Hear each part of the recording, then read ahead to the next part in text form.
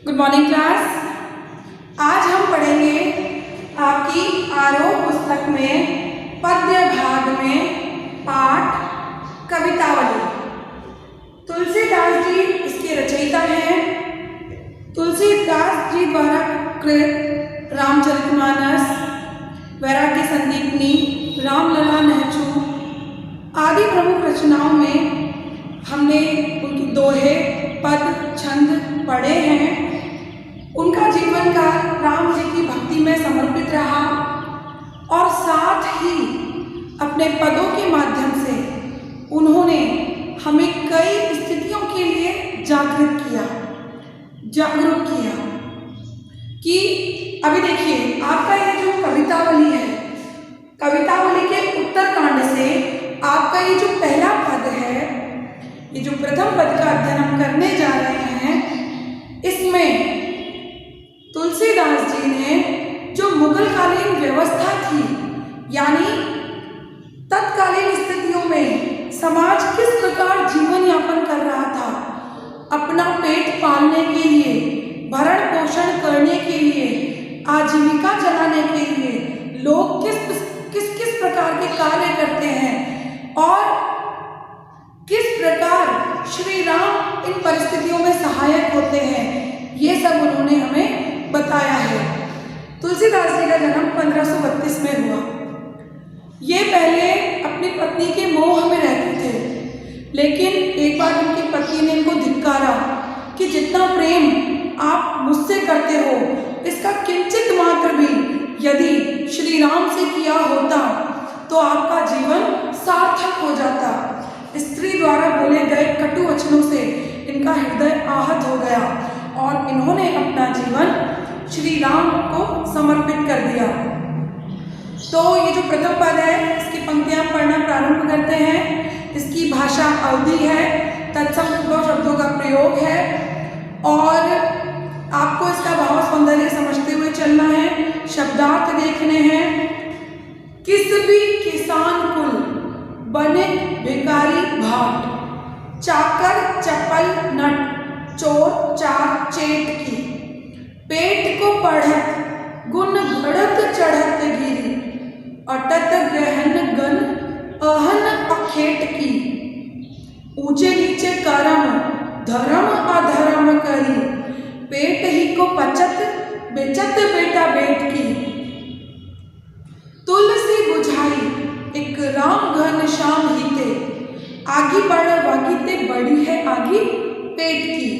देखो बेटा, किस भी यानी मजदूर, किसान कुल यानी कृषक वर्ग, बणिक वणिक व्यापारी, भिखारी जो भीख मांग के अपना जीवन निर्वाह करता है, भाट उनको कहते हैं जो राजाओं के यहाँ उनके वंशावली का गान किया करते थे, भाट। चाकर यानी नौकर, चपल नट कलाबाजियां करतब दिखाने वाला चपल नट। चपल इसलिए कहा गया है कि उसके शरीर में बहुत फुर्ती होती है, अपने शरीर का बहुत संतुलन बनाकर फुर्ती से वो अपनी कलाबाजियां दिखाता है, चपल नट। चोर आप सब जानते ही हो। चार चेट की, चार यानी धूर्त लोग जो दूसरों को बेवकूफ बनाने का काम करते हैं। चेट की यानी जादूगर जो हाथ की सफाई दिखाते हैं। तो तुलसीदास जी कहते हैं किस भी किसान कुल बने भिखारी भाट, यानी चाहे मजदूर हो, कृषक वर्ग हो, बढ़िया हो, भिखारी हो, भाट हो, चाकर चपल नट चोर चार चेट की, सेवक हो यानी नौकर हो, नट हो, चोर, धूर्त और बाजीगर, ये सब अपना अपना कार्य करते हैं। सभी व्यवसायों के नाम हैं, ये सभी अपने अपने कार्य करते हैं। पेट को पढ़त गुण गढ़त चढ़त गिरी, पेट को पढ़त, पेट की ही खातिर लोग विद्या अध्ययन करते हैं। अभी आप लोग पढ़ाई कर रहे हो, हमने पढ़ाई की, हम ये सोचते हैं जब हम पढ़ जाएंगे तो हम अपने आप को उस पोस्ट पर देखते हैं कि हम वहाँ पहुँचना चाहते हैं। तो पेट को पढ़त, पेट की खातिर ही हम विद्या अध्ययन करते हैं। गुण गढ़त, गुणों को गढ़ते हैं यानी गुण सीखते हैं। कोई भी व्यक्ति यदि किसी भी प्रकार का कार्य सीखता है तो वो भी आजीविका हेतु ही करता है। जैसे कोई तेली का कार्य करता है, कोई तंबोली का कार्य करता है, कोई रंगरेज होता है, कोई टाई एंड डाई का, कोई कशीदाकारी, कोई मीनाकारी, विभिन्न विभिन्न प्रकार के कार्य और गुणों को भी यदि गढ़ा जा रहा है, सीखा जा रहा है तो वो भी पेट की खातिर ही किया जाता है। चढ़त गिरी, चढ़त गिरी मतलब पहाड़ पे चढ़ने जैसा असंभव कार्य भी करते हैं। यानी इस दुनिया में, संसार में असंभव दिखने वाले कार्य भी लोग इसीलिए करते हैं ताकि वो अपना भरण पोषण कर सकें, आजीविका चला सकें। अटत गहन गन अहन अखेट की, अटत यानी घूमना, गहन गन घने जंगलों में, अहन अखेट की, अहन यानी दिन भर, अहन होता है दिन, अखेट की यानी शिकार करना। घने जंगलों में घूमते हैं, शिकार करते हैं। आपने देखा होगा कई लोग इस प्रकार के कार्य करते हैं, गोबर बीनना, लकड़ी बीनना, औषधियाँ बीनना और वृक्षों की अलग अलग प्रकार की वनस्पतियाँ इकट्ठा करना, दिन भर शिकार करना, जिससे शिकार करके वो मांस बेच सके या उनकी खाल बेच सके। तो लोग दिन भर वन में, गहन वन में भ्रमण करते हैं, घने जंगलों में घूमते हैं, दिन भर शिकार करते हैं और पेड़ पौधों से प्राप्त होने वाली अन्य वनस्पतियों का संग्रहण करते हैं।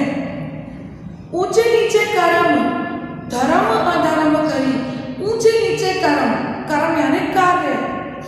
जितने भी कार्यों को हम अच्छा बुरा कहते हैं तो संसार में दिखने वाले प्रत्येक, जिनकी परिभाषा हम अच्छे और बुरे से करते हैं, तो अच्छे बुरे काम सब इसी के खातिर किए जाते हैं। धर्म अधर्म करी, लोग धर्म और अधर्म भी इसी के लिए करते हैं। एक चोर है, वो चोरी कर रहा है, उसे पता है ये पाप है, अधर्म है, लेकिन फिर भी उसे अपने परिवार का पेट पालना है।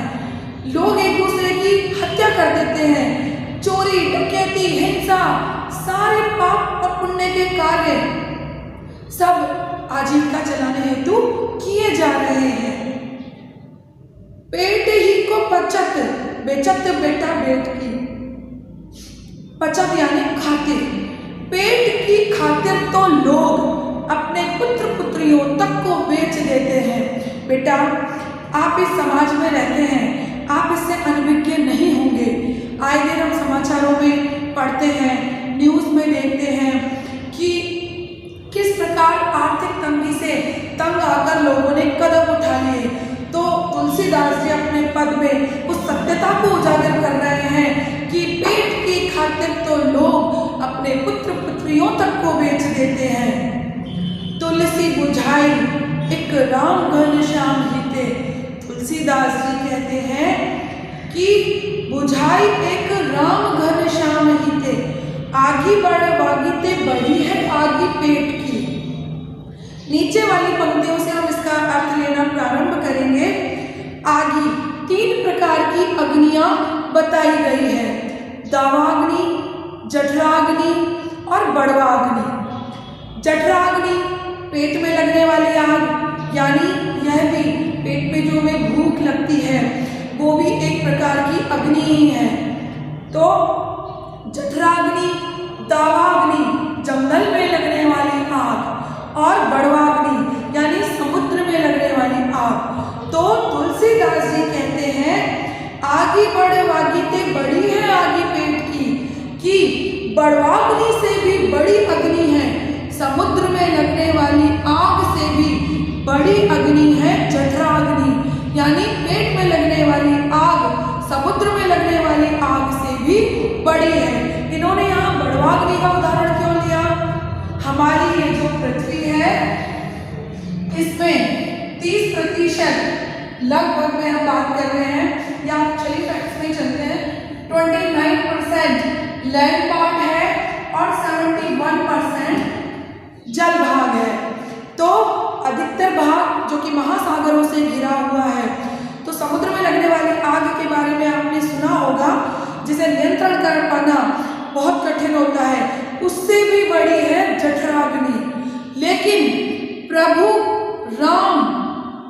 श्री राम जो घनश्याम है। अब घनश्याम किसे कहते हैं? घनश्याम, देखो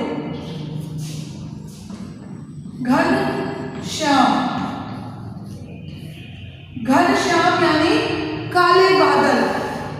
और एक इसका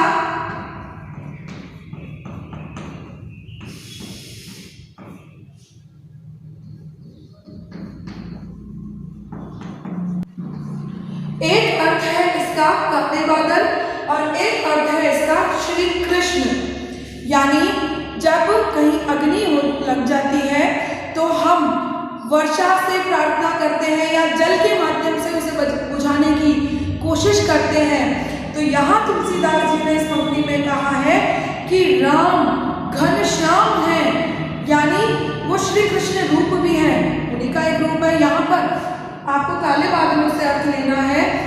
घनश्याम श्री कृष्ण को कहा जाता है, लेकिन यहाँ राम को घनश्याम काले बादल बताया गया है कि वो घनश्याम है जो कि समस्त सृष्टि पर छाया बनकर हमारे मस्तक पर विराजमान है। और वो जो राम रूपी घनश्याम है, काले बादल रूपी जो राम है, वो समस्त अग्नियों को बुझा देंगे। अर्थात हे सज्जनों, हमें प्रभु श्री राम की शरण में चलना चाहिए, जो कि समस्त प्रकार की अग्नियों को नष्ट कर देंगे, बुझा देंगे। बेटा, आज हम प्रथम पद का अध्ययन कर रहे हैं, अगली क्लास में हम द्वितीय पद को देखेंगे। आपको एज यूजुअल इसका ट्रांसलेशन करना है, वर्क